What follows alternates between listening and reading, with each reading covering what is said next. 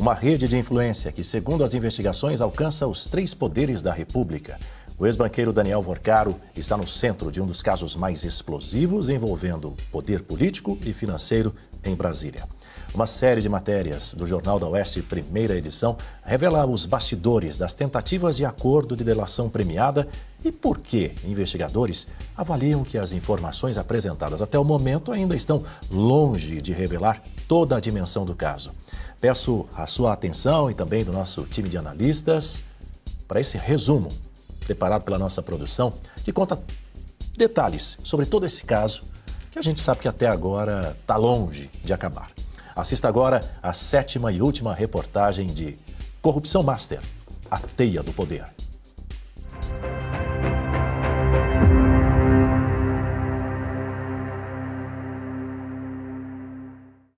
As investigações sobre o chamado caso Banco Master continuam revelando uma estrutura que, segundo a Polícia Federal e o Ministério Público, ultrapassa o universo financeiro e alcança os bastidores do poder em Brasília. Entre os personagens que chamam a atenção está Fabiano Campos Zettel, empresário, ex-pastor ligado à Igreja Batista da Lagoinha e cunhado de Daniel Vorcaro.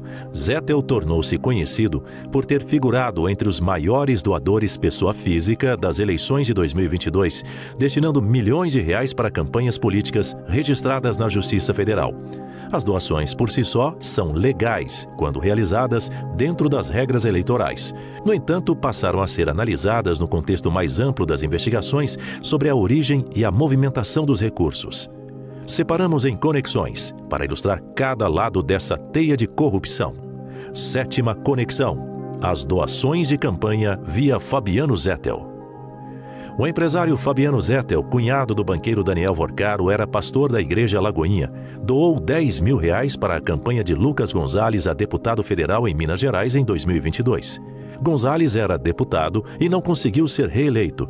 A doação ocorreu via Pix no dia 23 de setembro. Gonzalez também é pastor da Igreja Lagoinha.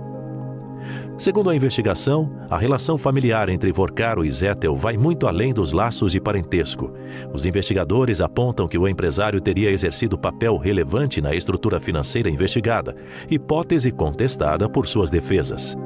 A Polícia Federal também apura movimentações patrimoniais e financeiras consideradas incompatíveis com a renda declarada, suspeitas que ainda serão analisadas pela Justiça.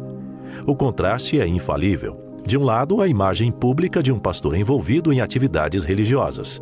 De outro, a condição de um dos maiores financiadores de campanhas eleitorais daquele pleito e, posteriormente, alvo de uma investigação de grande repercussão nacional. Essa combinação alimenta questionamentos sobre transparência, fiscalização e a origem do dinheiro que circula nos bastidores da política brasileira. Enquanto as investigações prosseguem e os envolvidos têm direito à ampla defesa e ao contraditório, fica a dúvida: como uma rede de relações familiares, empresariais e políticas conseguiu despertar suspeitas tão profundas sem que os mecanismos de controle identificassem antes possíveis irregularidades? Mais do que um caso policial, este pedido tornou-se um teste para a credibilidade das instituições brasileiras. A sociedade espera que a verdade seja estabelecida com provas, que responsabilidades sejam definidas pela Justiça e que nenhum vínculo político, econômico ou pessoal seja capaz de impedir a completa apuração dos fatos. Aí, essas matérias foram desenvolvidas com base em muitas reportagens, investigações oficiais, documentos da Polícia Federal, Receita Federal, Conselho de Controle de Atividades Financeiras, comissões parlamentares de inquérito e outras informações checadas pela reportagem. Os valores correspondem ao dinheiro recebido diretamente ou por meio de empresas e familiares e não estão presentes em todas as conexões. Em geral, todos os citados negam as irregularidades. Agora, vale lembrar que essa teia do poder está longe de acabar. Esta é a 7ª edição, o 7º episódio dessa série produzida pela nossa equipe do Jornal da Oeste, primeira edição. Mas vamos combinar uma coisa, né, meu caro Marcelo Suano? Essa teia do poder está longe de acabar. Muito possivelmente a produção já vai ter que ficar a postos para produzir a 2ª temporada disso, né? Ah, Daniel, tem que ter. Olha, não tem nenhum caráter bajulatório. O trabalho dessa teia do poder, o trabalho que foi feito por esse conjunto de episódios, Ele é de um nível que preenche, primeiro, um objetivo e, segundo, a técnica que foi apresentada. Com o objetivo, é algo que é essencial, não permitir que o povo esqueça aquilo que aconteceu.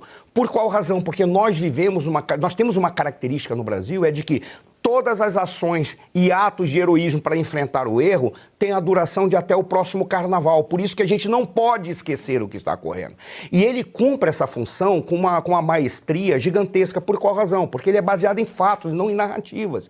E a técnica que é utilizada é uma técnica típica para dar assessoria de alto nível, para líderes de alto nível, que possam chegar a conclusões a partir das informações concretas. É quase uma metodologia que é utilizada em serviço de inteligência, fazendo as redes construídas e mostrando como essas redes puderam fornecer elementos para que determinados crimes viessem a ocorrer. Claro que os crimes vão ser comprovados, mas que aquilo que está sendo configurado não é uma normalidade. Então, esse trabalho, sinceramente, é um trabalho maravilhoso. Eu espero que no futuro essa série seja utilizada em salas de aula para mostrar o que aconteceu na história do Brasil, mas também como técnica de pesquisa e técnica de apresentação, até mesmo para formar consultores e assessores de alto nível.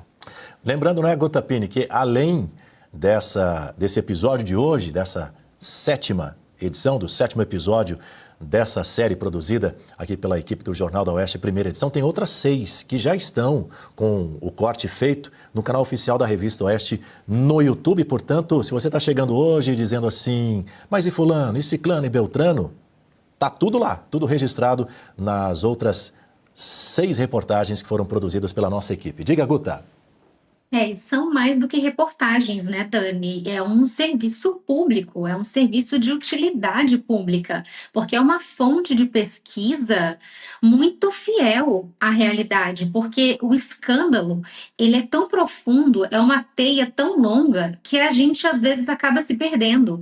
E aí essas reportagens agruparam os fatos de acordo com os personagens envolvidos, então até o raciocínio para você conseguir avaliar essa teia fica mais fácil. Então, foi uma ótima sacada da produção do jornal de fazer essa reportagem separada em episódios e de disponibilizar também para o público, não apenas aqui no jornal, mas em cortes.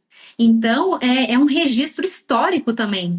Eu acredito e eu tenho esperança de que daqui a alguns anos o Estado de Direito volte a imperar no Brasil e esse material vai ficar aí para consulta, como o professor Marcelo Sono disse também, das academias, das universidades, para que os alunos vejam e a sociedade em geral relembre o que aconteceu e veja pelo que passou o país, em especial por conta desses personagens envolvidos.